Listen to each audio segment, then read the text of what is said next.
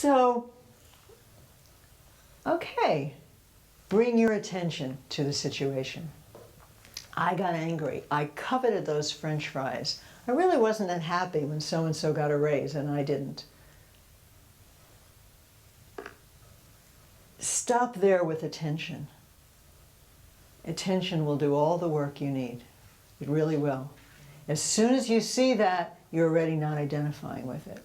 As soon as you see it, there's every possibility it can dissolve after you've seen it enough. Don't take that step.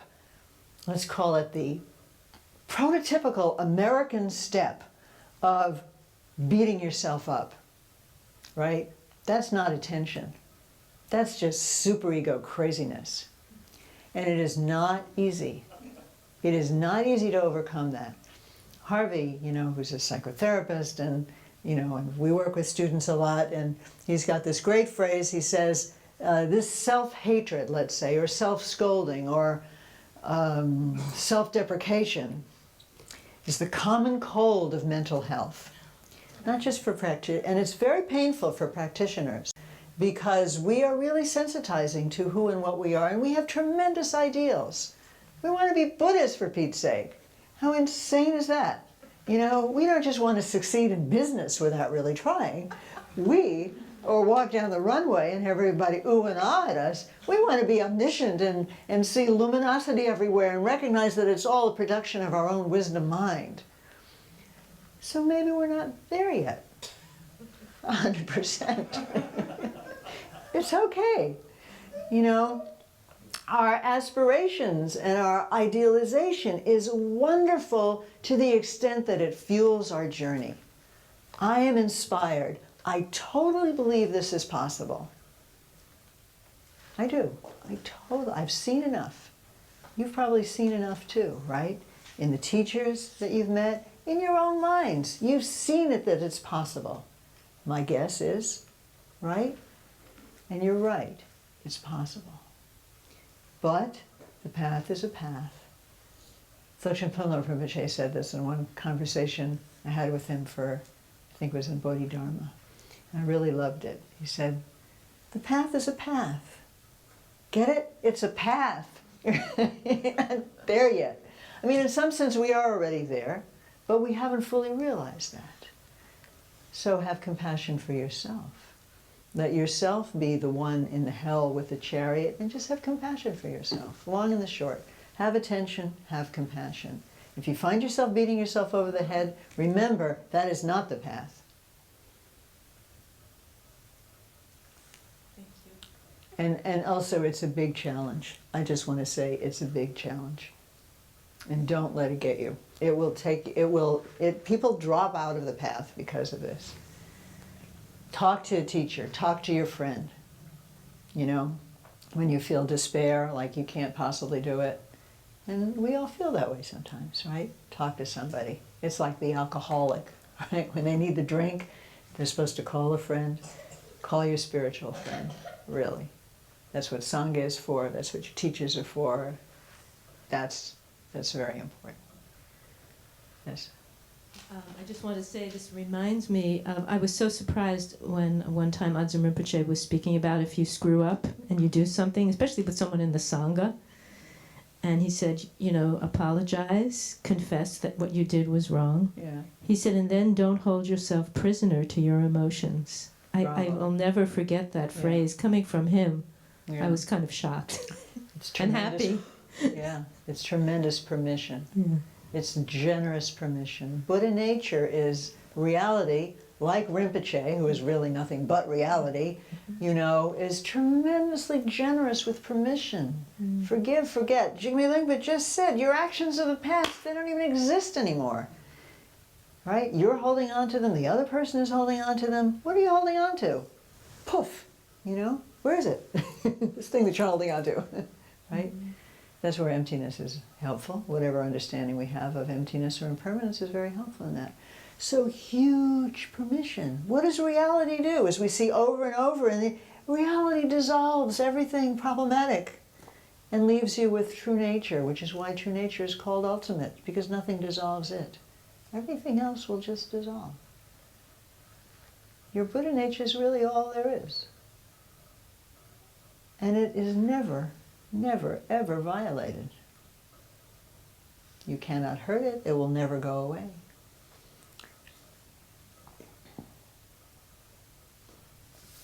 Yes, Stacey.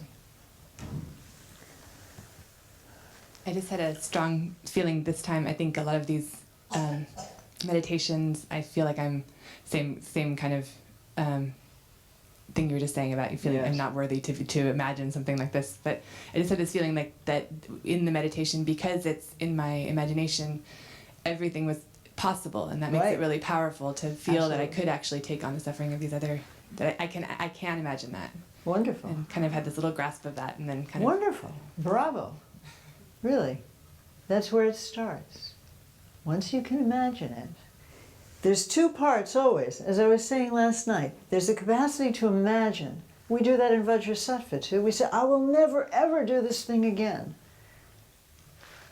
So you can feel yourself in that moment capable of never doing this thing again, right?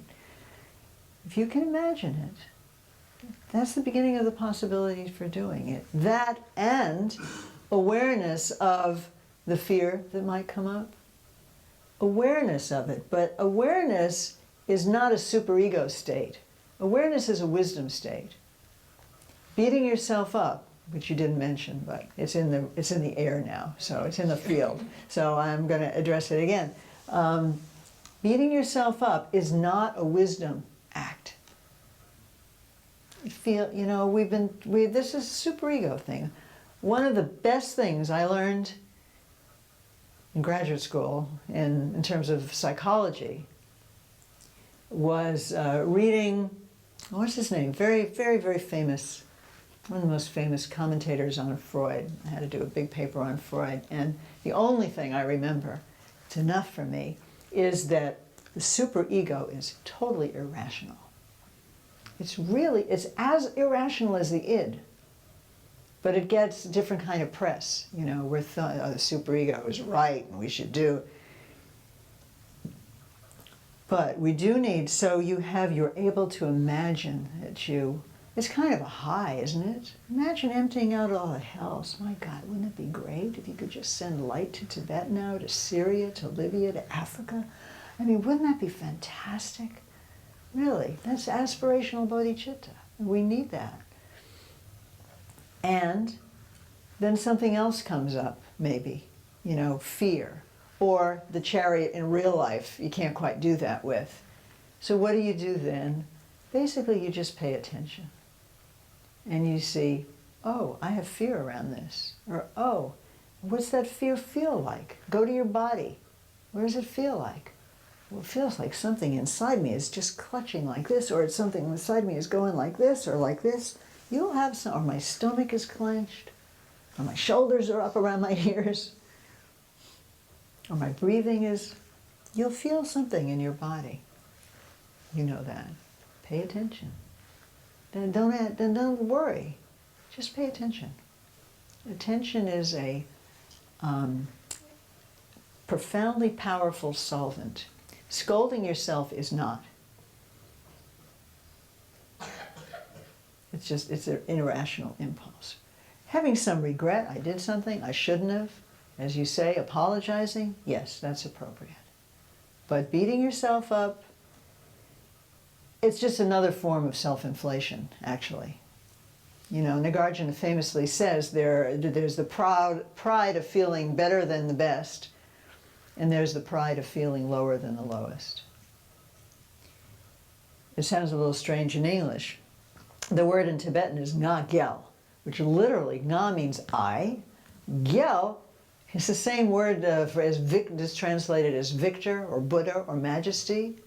So nga gyal literally means, I master, or, I chief, the chief I, perhaps, right? I like chief I, actually. So when you are feeling you're the worst of the worst, has anybody in this room not felt that at some time? you're just the worst, you know. It's kindergarten, everybody else knows where to put their crayons and you're clueless, or it's algebra class, or it's some relationship, you know, you've been dumped again and it's hopeless, or whatever it is. Feeling the worst of the worst is also feeling like the chief I. You know, you're the center of the universe, you're the worst of the worst. You have a very special position. It's just another form of holding on to self. We're magicians. We're so good at, you know, we think we get rid of one kind of holding to self, one kind of Nagyal, and then we're into another. I did that, you know. I'm a good practitioner. All these kinds of things. Our minds are ego is not an easy, ego's no fool, right? The ego knows how to mask and disguise itself in all kinds of ways. And we think, oh, now I'm really something. I'm good. I've defeated the ego. You know, it's one way it's funny, but it's also inevitable. It's inevitable that we pass through these stages. Forgive thyself. The path is a path.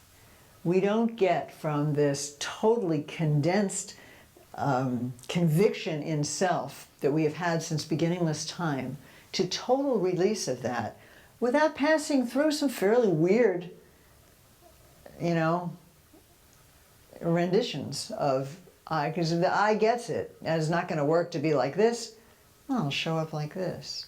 It's part of the process.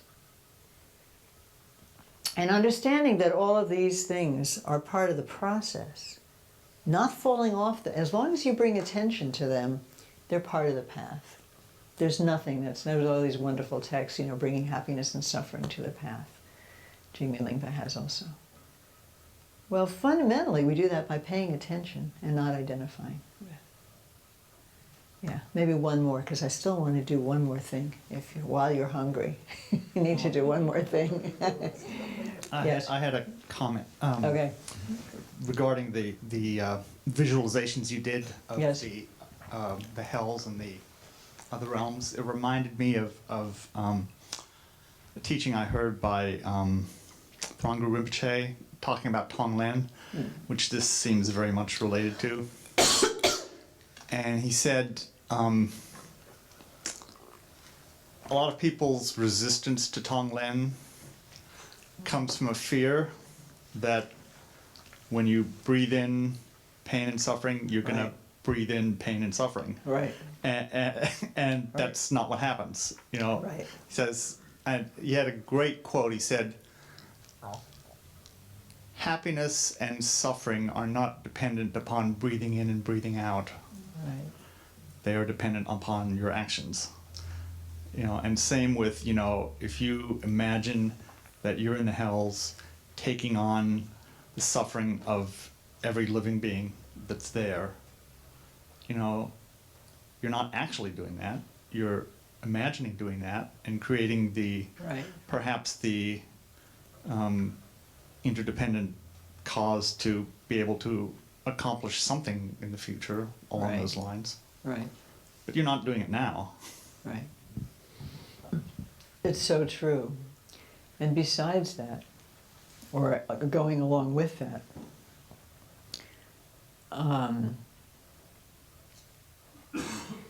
what is actually occurring, since you know Shantideva so well, right? The self-other thing, right? Just by doing that, you're becoming implicitly, you're recognizing the truth that you and this person are not really self and other. You're part of a system, right? And just realizing that begins to dissolve the sense of self that is what's causing all of this suffering. Geshe Rabten needs to emphasize that, and a lot of people mention it. That's what is being dismantled and destroyed by the taking in of suffering, is this sense of self. You're a system. And if we go back to Jigme Lingpa's mysterious words, you are realizing that self and other are yin suchik. You're one in the basic space. You're one in the sphere. You're one in the matrix. That's very different from, you know, the far and near and the self and other. So Tonglen is actually every practice is Tonglen.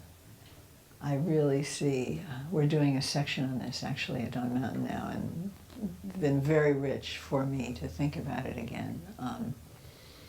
It's all Tonglen. Reality is doing Tonglen all the time. That's basically what happens in the universe, is Tonglen. And yes, we are finding our way into that, by doing this. Yeah, it's great. The Trungpa Rinpoche, yeah.